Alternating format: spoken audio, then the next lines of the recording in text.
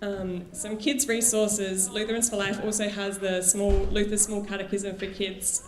We use this in our adult Bible study group. We find it fantastic. We're going through it in our church at the moment. If you don't have a copy, I suggest you get one for yourself or buy some for some kids, friends, family members that you know. Lutherans for Life, again, has these for only $15, which is an absolute bargain. The tiny kid version is the white one, and this is much more basic. It gives a very brief overview to each of the aspects with some like point and see pictures. It is Devon's favourite book.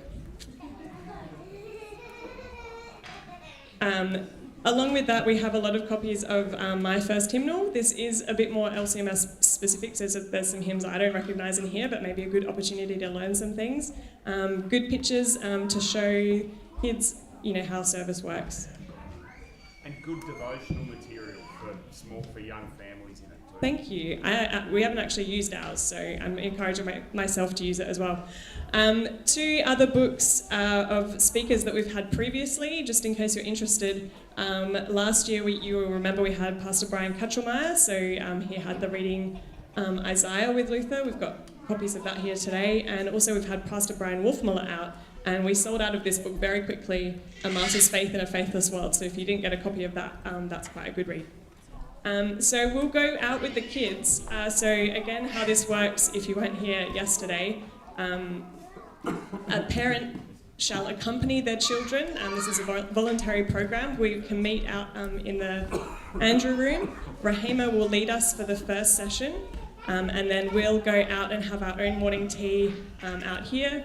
After morning tea, we'll have a couple of games. Well, actually, no. After morning tea, we'll go back into the Andrew room where Lutherans for Life will give a short overview about how life is created, and there's some models of the stages of fetal growth.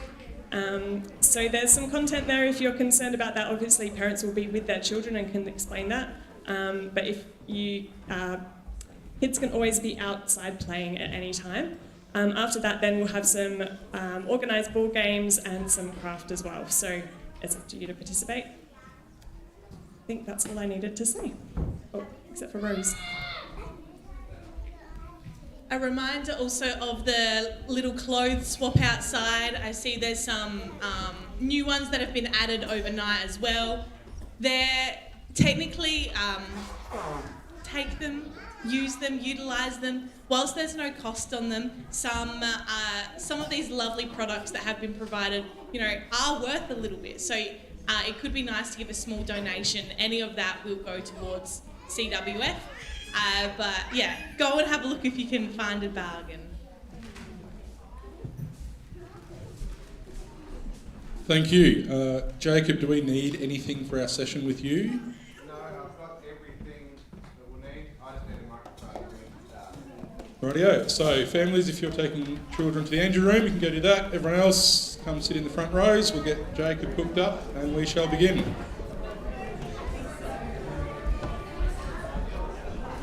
And Pete can turn the projector back on.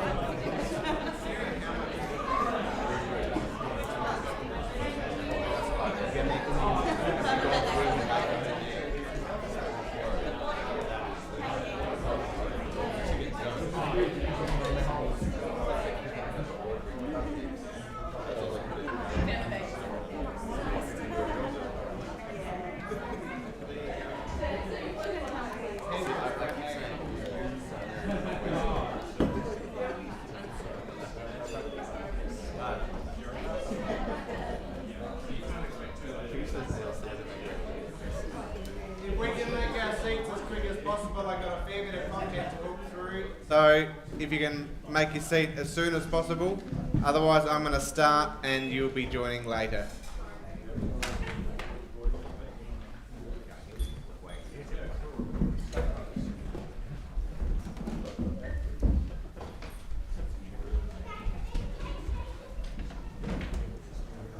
So good morning once again, good to have another day with you. I'm talking to you today about how our black hymnal got put together. It was published in 1973, but there's quite the story in how it came to be. About 14 or 15 years later, the red supplement came into being, but I'm mainly focusing on the black hymnal of 1973. So 2025 marks 52 years of the Lutheran hymnal, so it's probably good for us to note when we're comparing with LSB or that there's probably a 40-year difference between publications. So it's very much a product of its time.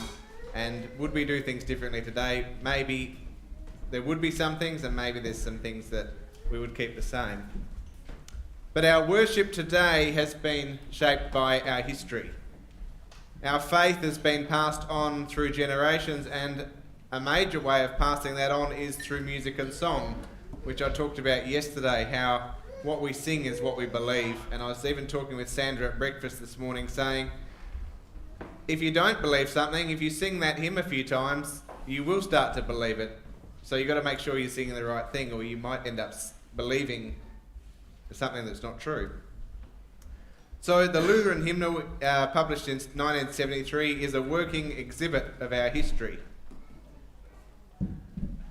So it was an important step in the union of the two preceding churches, because obviously union was in 1966, but the project on the hymnal started 15 years earlier in 1951 between the ELCA and the UELCA. So it took 22 years of combined hard work to complete and produce. Rahima said yesterday, we spent 3 years putting a hymnal together. I went, that's nothing, we took 22 years to do that. And you might go, well, why did it take so long? What were they doing? Were they wasting time? So the compilers and the church wanted to produce a resource that could effectively aid the worship and the spiritual lives of those who were to use it. So they weren't just putting a book together, they were actually writing the whole culture of our Lutheran worship and deciding what that was going to be. And you can imagine if you've got two churches coming together, that took a fair bit of discussion. But even the hymnal, putting that together was a big step in the two churches coming together. It was a combined project that helped in the unity of that. So throughout this presentation, I'm going to just have a look at how the hymn book was compiled, how it was produced, so the production process, and then some reactions to it when it finally came on the scene.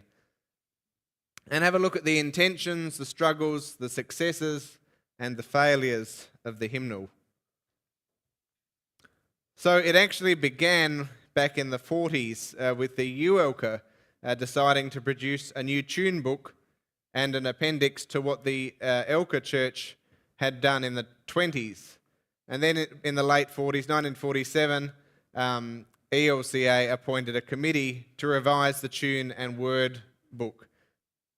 So the UELCA work was nearly done, and the ELCA was approached by UELCA about combining the efforts of the two churches. So they'd done a whole heap of work, and then they went, we might start again on another more solid project, rather than just tacking on to the 1920s edition. Otherwise, we'd probably be using the 20s edition now. And I noticed this morning when I opened the supplement that it was designed as an interim thing for the hymnal, and that was nearly 40 years ago. So interim lasts a long time in the LCA. I have here, which you can get later, there's about 30 copies of the guiding principles of what the committee were sticking by when they were working on it. So they had general principles, and then they had principles about the hymns, and then the tunes themselves. So it's interesting to see what their common goals were. I'll hand them out later.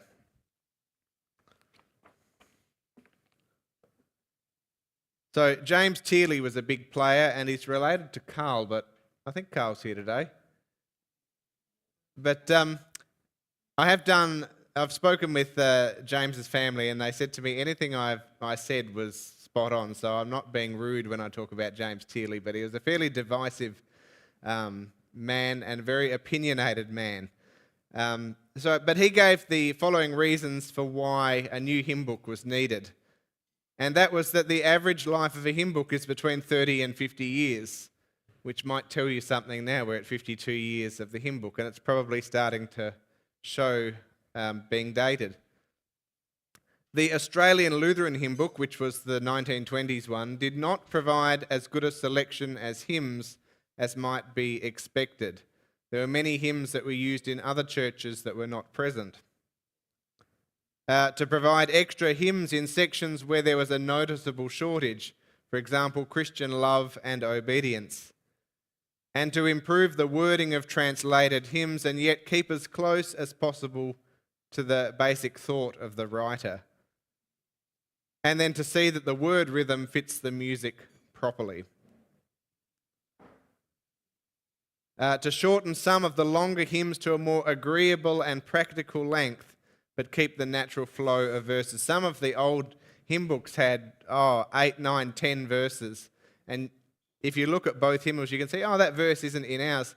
Sometimes it's interesting to see what verses were left out too, how maybe some thoughts were expanded in the old edition. To bring the new hymn book up to date as far as possible with the musical forms sung either with Lutheran churches overseas or with other churches in our own Australian community. And it was also fitting that in an Australian context we had Australian tunes, so there was tunes written by Australians in the hymn book. James Tierley had a couple, and there was a few others as well. So it was unanimously decided at the Elka Pastors' Conference in 1950 that it should be a joint effort. And they had their inaugural meeting in August 1951 at Emmanuel Seminary, which is our present but not for long Australian Lutheran College building. And they had 5 representatives from the UOCA and 8 from the Elka. There was 10 pastors and 3 lay musicians. And here's a picture of the hymn book committee in session. And they had a big swag of hymn books down the middle of the table to look through. Sandra talked last night about how when they put LSB that they had, or when she helps overseas, what hymns are in what hymn book, see where they appear and what might be good. And a bloke by the name of Gerhard Dola from up in Queensland worked on that very project starting in the 1930s, and it was called Codex Ipswichiensis because he lived in Ipswich. But there was pages and pages, there's books full, and you can see the top lists which hymn book it is, and then what hymn, where does it appear, what verses. He did it all by hand, a tremendous effort. So Henry Provey recalls that there were no great difficulties between the two churches when it came to debating liturgical material, which was remarkable because at that time there was not a whole lot of hope of a united church, but there was great unanimity of thinking amongst the committee. It was a case of working together as a team rather than going in as representatives of two churches who were going to fight tooth and nail. Having said that, they were a little bit competitive, friendly competitive, who could be the most Lutheran, who could go back to the German origins the best. So that's why we got stuck with some of the tunes that you can't sing, is because they were trying to prove how German they really were, or how Lutheran they could be. So they met for 20 years, they met 28 times, usually for about 8 days. Remember, this is before text and email and all that. Anything they had to correspond was by letter. So they usually got on a train and all met in Adelaide to have discussion. And then they divided their work into subcommittees. There were 4 different word subcommittees, 1 in Queensland, 2 in SA, and 1 in Victoria, New South Wales. And there were subcommittees for punctuation, music, psalms, further hymns for investigation, liturgics, order of services, and the common order for matins and vespers. So our matins is different to anywhere else in the world because we wrote our own. While the theme of the music is similar, we worked on it ourselves. But it does make you think of, for God so loved the world that he didn't send a committee. And there's a sketch that someone doodled, probably something like Tom Crailig would do in a classroom, just noting down everyone there. I just thought it was a good little sketch. So a special subcommittee on the propers met weekly for nearly 2 years, which was a particularly laborious task. And it had been decided that the authorised version of the Bible was to be used. And then when it was nearly done, the churches decided that we will use the RSV to use it. So it all had to be done again. And there were some changes that had to be made to the tune. So a bit like we talked yesterday, that short note at the beginning of its phrase in like, salvation unto us has come, dear Christians, one and all rejoice, that to get the congregation going. The hymn book before that had done that ironing out that we were talking about, where you make everything standard. Come out of England, really, that they ironed out all our tunes. And so they worked on, and then they had to teach the church to do the jumpy bit again. But it helps keep the pulse moving, gives greater continuity, and it brightens the whole effect. So reverting back to that composer's original form, it was noted that tunes get dull if every note is of the same value. And there was an example of one tune that had notes of exact same length, but for musicians, if you dotted it and made it slightly longer and shorter, so it had that bouncing rhythm, it changed the effect, even though the notes were the same, but the rhythm was slightly changed. And then in our old hymn book, we had for wake, the night is flying, there was several different forms. So if you met at a Luther League rally or went to church somewhere else, you went, oh, they sing it differently to how I do or how we do. So they chose one version to sing it, which is the one we have now. And they stopped the use of amens after hymns. I'm not actually sure why the decision was made for that. And a major feature of our hymn book is that the tune and the words are always printed on the same page. The preceding one, it had the words and it would say, see tune, whatever, and you'd have to look up the tune if you didn't know it. So it was hard to follow along with the words if you didn't know the tune. And then there were some hymns that were deleted out of the publication. Just interesting to note, go out my heart and seek delight, nearer my God to thee and with deep humility. And they were later put into the supplement. And there were some hymns that were deleted and then put back in. They went through all sorts, putting hymns in and out. Joy to the World nearly didn't make it. And I believe James Tilley didn't like Joy to the World. O bring to the Lord your tribute of praise, which is one of my favourite harvest hymns, even though it's not in the harvest section. O God our Father, throned on high, was later put back in. And the God of Abraham praise. Why they put them back in? Oh, they just were in and out. So why was Joy to the World cut? Was it seen as static or something? I'm not sure, Jacob, on why. Look, it's probably listed amongst. There's about 7 boxes in the archives of all their minutes and whatever, so it could possibly be found, but you'd probably need a week. I skimmed the 7 boxes to see of what was interest.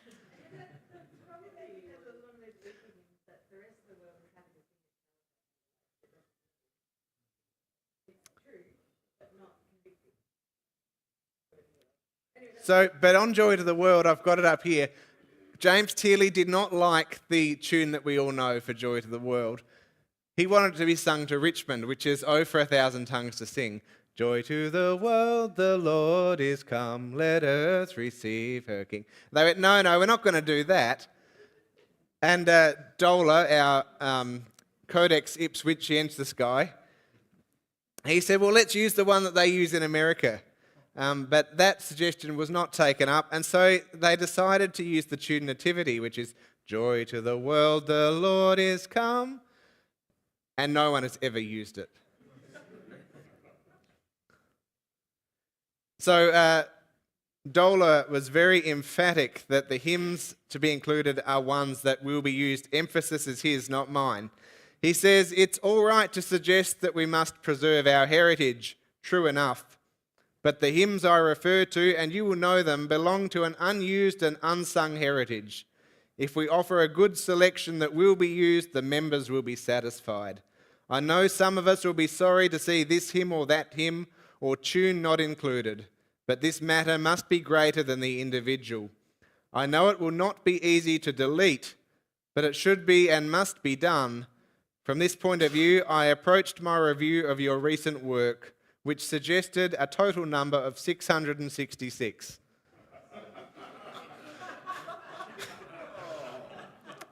I don't know why that number was chosen and why it couldn't be 667, but that was the number of optimum hymns to go in the hymn book.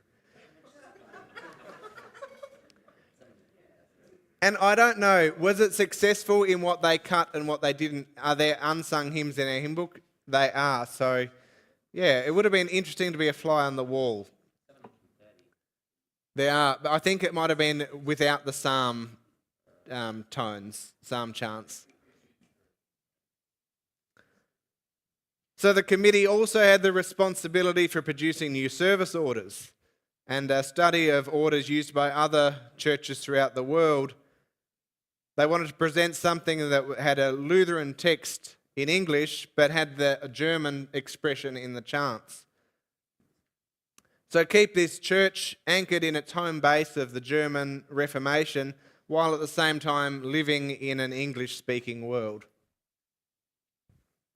So prior to 1939, German was still used, particularly in SA, and because of this, particularly in the ULK, the liturgy was varied depending on the pastor and the congregation.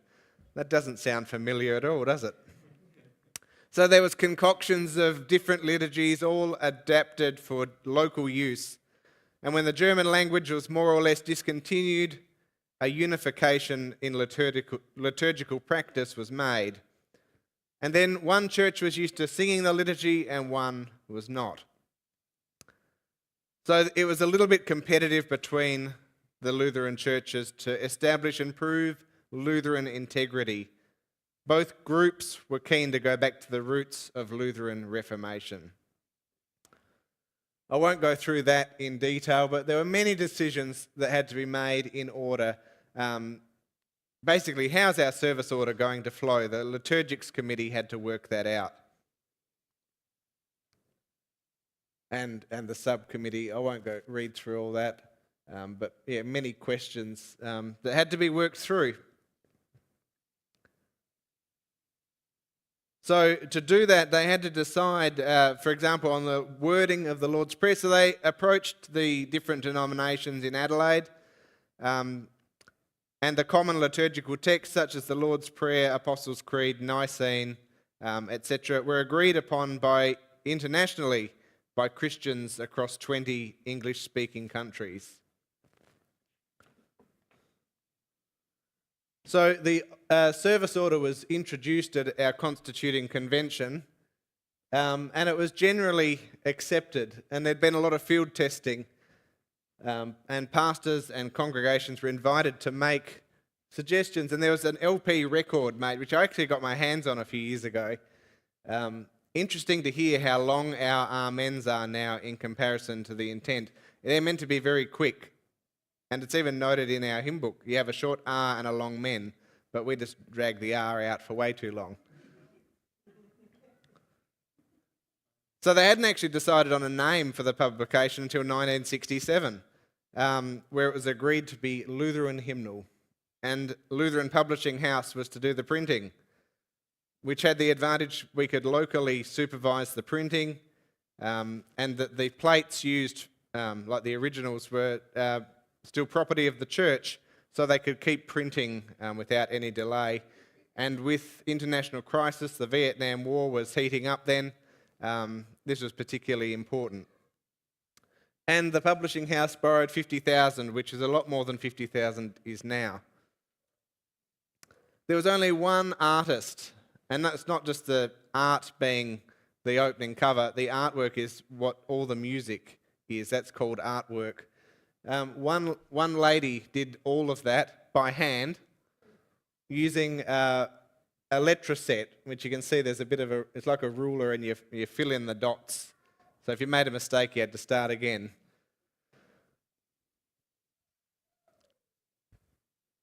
So at the beginning work on the hymnal, it was pointed out that the average time by other compilers was 15 years. So LCMS just hooted through 3 years to put the LSB together. But they thought they could shorten this 15 years. By 1971, which is 20 years, it was noted that another convention would be much more critical of a delay. The preceding hymn book, the Australian Lutheran hymn book, they were completely sold out and they couldn't print any more copies. And the church was wanting answers, but the committee could not answer. So they had to get moving. They had to start, because the publishing house was very heavily financially burdened. They'd put money out for all sorts of things that come to $40,000, and they weren't getting the work done because it wasn't ready. And some of that artwork that this dear lady had started was starting to deteriorate because it had been sitting around for so long and it wasn't intended to wait. And the staff at the publishing house had attended night classes and were all ready and skilled to work, and they would be looking for other work if they couldn't get moving on this. They needed to order the paper, and there could be delays with that, and the bookbinders required 3 months' notice to bind all the pages together. So it was 21 months from when the work was begun to print the books. And here we have a bloke inspecting the sheets of the new hymnal. So in 1962, the Hymn Book Committee requested that both churches put aside £1,000 for 5 years. So the result was $12,000 by the time it was converted, because in that time we changed our currency. Then in 1972, the orders were 52,000 word melody editions. So that was the Pew edition, and 4,800 tune editions. That blows my mind in the size of our church now, how many hymn books would be floating around. And the first print run was a 50,000 word and then 6,800 tune, because they had to fix their printing numbers at the beginning of November, and they only had 42, but in a month they got another 10,000 orders. So the retail price was $8.75 for the full hymnal and $3.50 for the tune, the word one. Average income back then was for a male was $107. So it actually has kept, when you buy a hymnal now from ACR, it actually holds to about the same value as the Australian wage has gone up. Because I think the average, not the average, the minimum wage was $700 or $800 now, and the hymn book costs about $70, so it's fairly comparable. But after 22 years, it was finally ready to use, and they had a dedication at Bethlehem. So, how did the church react to this 22 years of hard work? And these were some comments I got out of the Lutheran, the magazine, which back in the 70s, it was a really good read.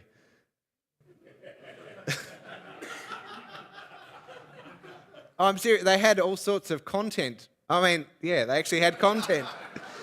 Oh, I'm recorded, whoops. So a fine gift of our gracious Father to our church. Delighted to welcome the publication of the Lutheran hymnal, and have admired the very fine work they had put into it. They have done a splendid job. My pleasure in the new hymn book has been marred by the fact that many of my favourite hymn tunes have been changed. It was distressing for me to change. Could someone please give me a good reason why they were changed? It seems so unnecessary and it's made me very sad. I'm afraid that even after serious concerted effort, we simply cannot do this, praise God, with this new and often mournful hymnal. For example, it's almost irreligious to me to have to sing O Sacred Head to some supposedly jazzed up tune which sounds remarkably like a foxtrot or some similar thing. And if you've played O Sacred Head, it does not sound jazzed up at all out of our hymnal. Slightly upset by the thee and thou language retained from the old edition. Remember, they started this in the 50s when that would have been the way all hymns were, but this is now the mid-70s where that was all getting phased out of our language. One asked a hymn book committee to explain why a number of much-loved, well-loved hymns were omitted. And one encouraged people to be patient and keep practicing because they have been practicing the new tunes for about 3 years and are getting to know them and appreciate them.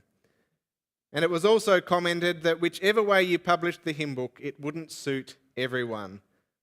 And the largest criticism was the small font size of the words.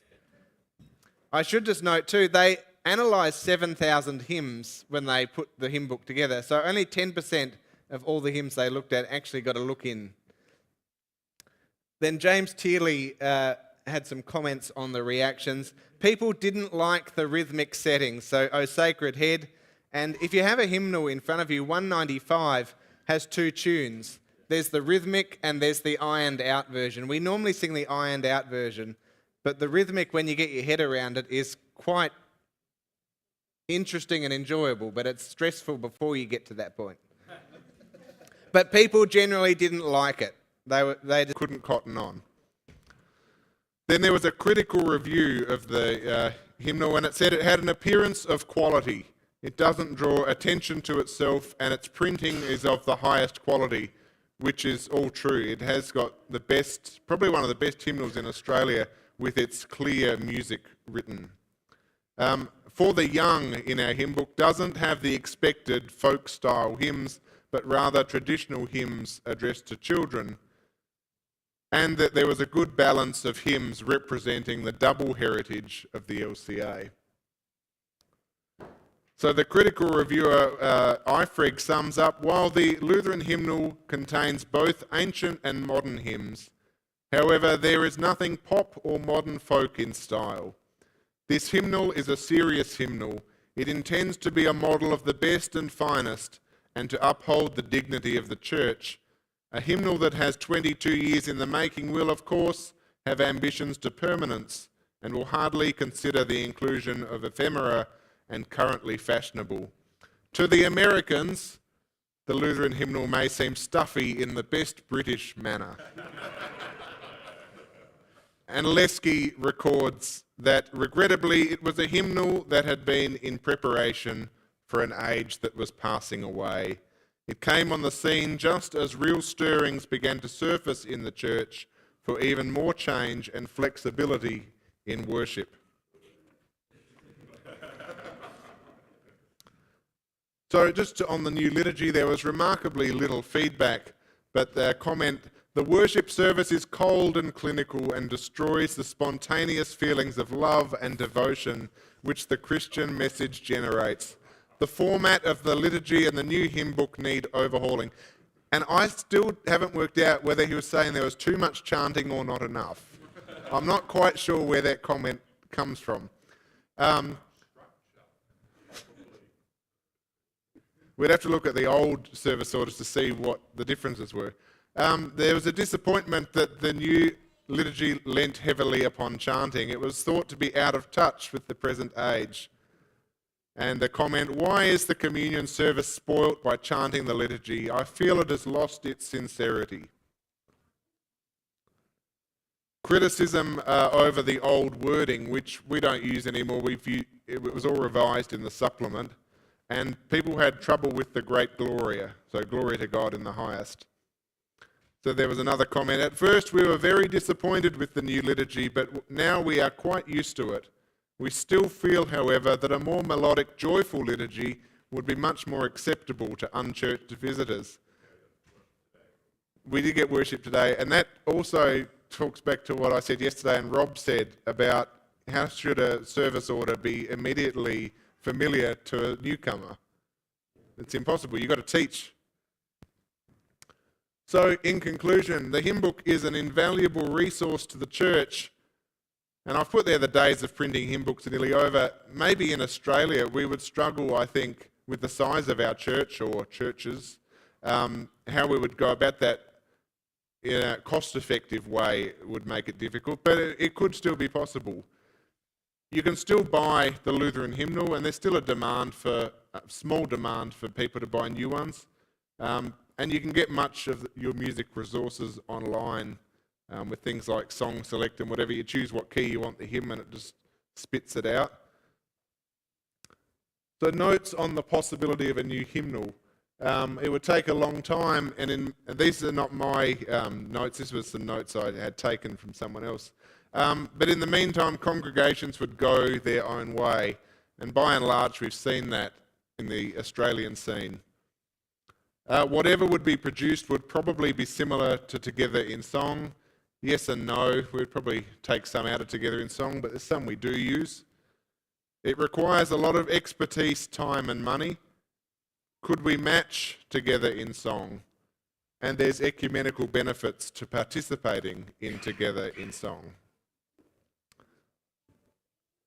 The words are now usually projected onto screens. The disadvantage is that we all can probably agree on is that you can't read the tune when it's on the screen. But the advantage, there's always advantages and disadvantages to whatever you do. You can make the print as big as you need so grandmas can read it with ease. And also when you look up to sing, you project your voice better. So there are advantages. So the Lutheran hymnal is still an integral part of our history.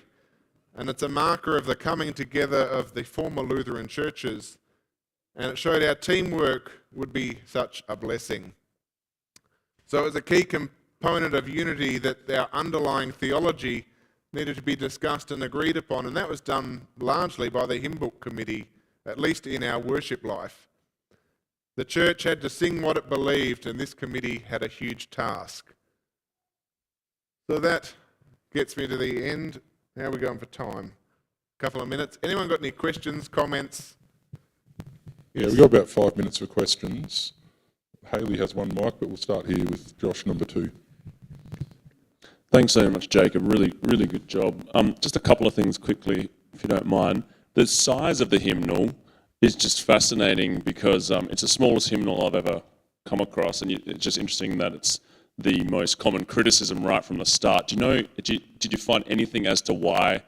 So the smallest in number of hymns, you mean? Or No. print? In size, like to hold in your hand. So with that, I understood that part of the criticism was that the size of the hymnal, It was the print, the word. which the size comes of the from word. the size of the whole hymnal. I think. Yeah, exactly. Yeah. Yeah, you take a magnifying glass to church. Do you know why it was printed that small? No, I don't, is the short answer to that. That's okay. Probably we were stingy. Yes, that is quite plausible. The other thing is, do you know anything about the 3 questions in the confession and absolution as part of our liturgical heritage that was included in this hymnal? Because that's also something I haven't come across anywhere else in the world. It's a very significant part of our own heritage that's highly valued in Australia. I don't know the answer to that, but the answer would probably lie in the 7 compactus folders in their discussions into why that was done. Andreas. We got a Hayley. So what did the ELCA and the UELCA stand for, and what was the main difference between them? Oh boy, that's another presentation.